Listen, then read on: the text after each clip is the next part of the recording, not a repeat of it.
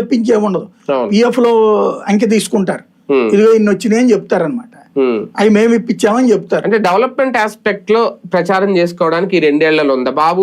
జగన్ టైంలో కనీసం రోడ్లు కానీ డ్రైనేజీలు కానీ మౌలిక సదుపాయాలు మేము రాగానే మాత్రం స్టార్ట్ చేసాం రోడ్లు అనేది అవి చెప్పచ్చు.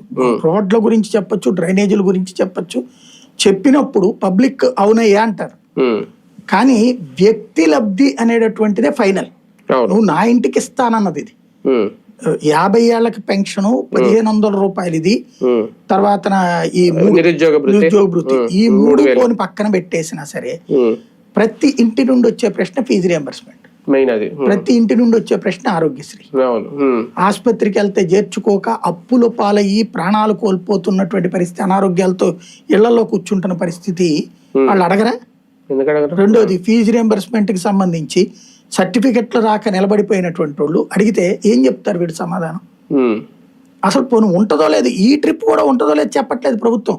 ఇప్పుడు జూన్ 12 వచ్చేసిందంటే 15వ తారీఖు నుంచి కాలేజీ బిగిన్ అయిపోతాయి. మరి సెకండ్ ఇయర్ వాళ్ళు ఉండాలా లేదా? ఫస్ట్ ఇయర్ ఫీజు ఇవ్వాలా, సెకండ్ ఇయర్ ఫీజు ఇవ్వాలా, థర్డ్ ఇయర్ ఉండాలా లేదా వాళ్ళు?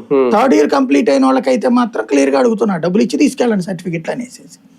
మరి ఇంకెక్కడ ఎంతో ముందు దానికి మేము దబాయిస్తాం వాళ్ళ సంగతి తేలుస్తామంటే నువ్వు డబ్బులు ఇచ్చి తేల్చరని ఆయన మా సంగతి అని చెప్తున్నారు. అంతే కదా, ఎట్లాగివి? కాబట్టి ఖచ్చితంగా